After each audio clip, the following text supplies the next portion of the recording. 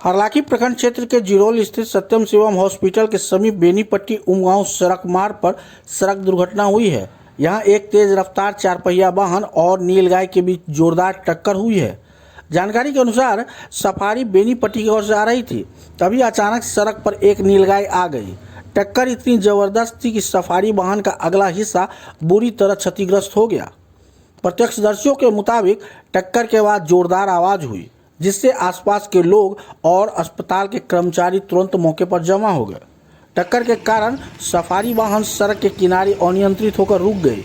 वाहन में सवार लोगों को हल्की चोटें आई हैं, हालांकि एक बड़ा हादसा होते होते टल गया। आपको बता दें कि इस क्षेत्र में नीलगाय का आतंक लगातार बना रहता है, जिससे आए दिन वाहन चालक दुर्घटना का शिकार हो रहे हैं। स्थानीय ग्रामीणों ने प्रशासन से इस समस्या के समाधान और सड़कों पर सुरक्षा के पुख्ता इंतजाम करने की मांग की है। अहाँ नहीं छलै ड्राइवर, गाड़ी मालिक अहाँ छियै? गाड़ी कतऽ जा रहल छलै? गाड़ी कौआ एक्सीडेंट केना भऽ गेलै? घोरगद्दर से घुरगद्दर से अचानक सीधे छड़प गेली। मतलब गाड़ी पे छलांग मारि देलकै, मतलब कोई हाथाहाथ दुर्घटना नहीं न भेलै?